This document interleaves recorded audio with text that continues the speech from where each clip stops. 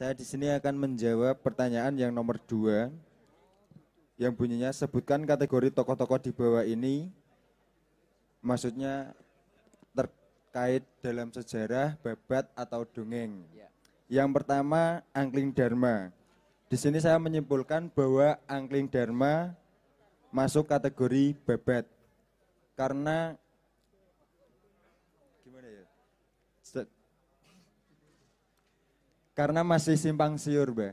Ada yang mengatakan itu cuma khayalan cerita para dewa zaman dahulu, tapi ada juga buktinya petilasan-petilasan seperti kerajaan Malowopati dan sebagainya. Yang kedua, Nabi Muhammad. Nabi Muhammad dalam kategori sejarah karena terdapat banyak bukti seperti Ka'bah dan lain-lain. Yang ketiga, Ratu Bilqis. Ratu Bilqis masuk dalam kategori sejarah karena disebutkan juga dalam Al-Quran dan diceritakan dari zaman dahulu di dalam buku sejarah terdapat cerita Ratu Bilqis.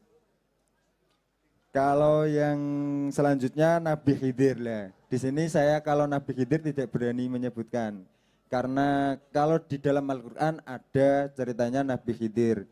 Cuman yang saya dengar Nabi Khidir masih hidup sampai sekarang, tapi hanya orang tertentu yang dapat menemuinya. Saya bingung mau masuk kategorikan ke sejarah, babat atau dongeng. Ngapunten, Mbah. Selanjutnya Nabi Adam. Nabi Adam masuk dalam sejarah karena ada bukti yaitu Gunung Jabal Rohmah, tempat bertemunya Nabi Adam dan Ibu Hawa. Aku takon ya. Ada bukti menurut siapa?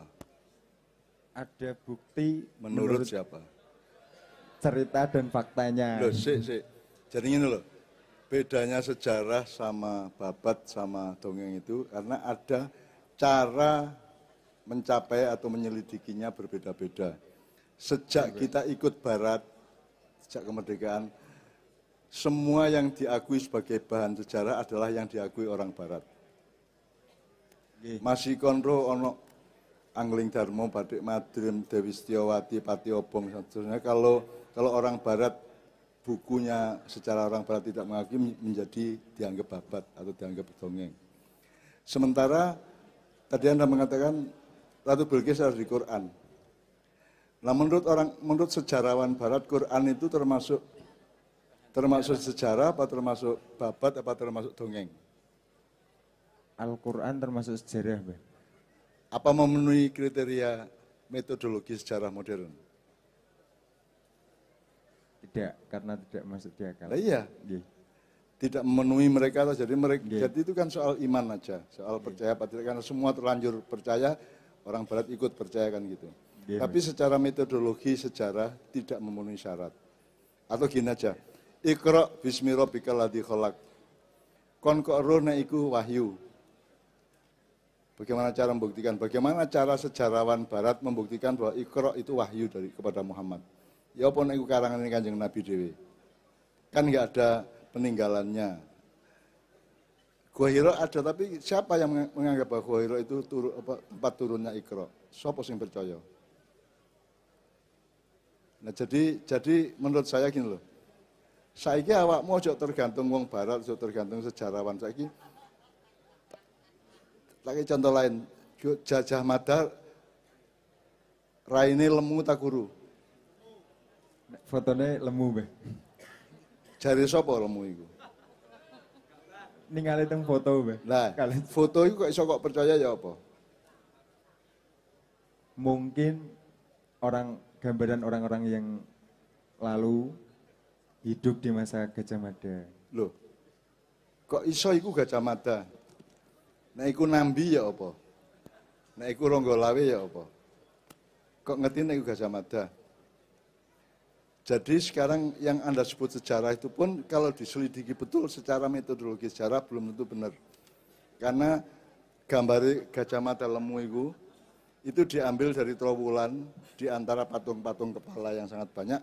Kemudian yang mirip dengan wajah sejarawannya itu diambil terus diakokno Gajah Mada. Padahal Gajah Mada itu gak lemu kayak ngono iku, gak tembem ngono iku gitu.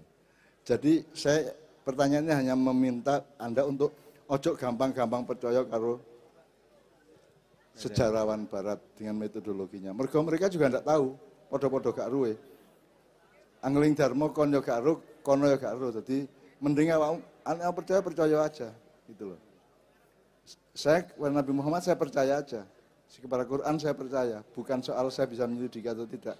Ojo meneh kok Quran. Kon nek disuntik dokter iso memahami tak sing disuntik kok apa? Mboten. Lah harus kamu tidak punya alat untuk mendeteksi atau memverifikasi cairan yang disuntikan kok apa. Yon nek gak uyuhe dokter. Iso memverifikasi apa tidak? Mboten. Jadi sekarang kepada dokter itu kita menerima karena ilmu atau menerima karena percaya? Menerima karena percaya. Nah, jadi gitu. Jadi tolong orang Bojonegoro itu ojo gampang-gampang dihapusi wong barat. Ojo termasuk perang Bubat Gurung Karuan ono. Termasuk Ken Arok mateni Tunggul Ametung, gitu. Terus Ken Arok pateni Anusapati, terus Anusapati dipateni Tohjaya, Tohjaya dipateni Ronggowuni. Jari sapa iku? Jari Londo. Mergo Londo kepingin awakmu iku gak duwe nenek moyang yang baik. Jadi nek awakmu saiki gelut antara P3 karo PDIP pamane itu biasa wong ngancane biyen Ken Arok senengane gelut, Mbah Mamu senengane gelut gitu loh. Ngerti ya? Yeah. Jadi yang saya tekankan dengan pertanyaannya adalah Anda harus punya metodologi sendiri. Nek aku dikon buktian ana Gusti Allah tak gak? Ya apa cara buktian Gusti Allah ana tak gak? Karena beriman. Enggak. Bisa enggak dibuktikan? Karena menurut Anda kalau sejarah itu ada buktinya, ada peninggalannya. Nek Allah. Adanya buktinya apa? Bumi dan alam semesta. Loh, sapa sing ngarani bumi genane Gusti Allah? Nek ana liyane ya apa? Ngerti ya? Jadi jangan terlalu percaya, Anda harus punya keyakinan sendiri, termasuk mengenai Angling Darmo. Karena Angling Darmo disebut keturunan ketujuh dari Raden Arjuna. Kalau Raden Arjuna itu wong ndi? Wong Indonesia atau wong India? India. Kan kok ngerti nek India? Filmnya Mahabharata. Jadi ngerti, awakmu iku ojo gampang, jangan taklid. Ittiba. Paling tidak pakai rasiomu sendiri.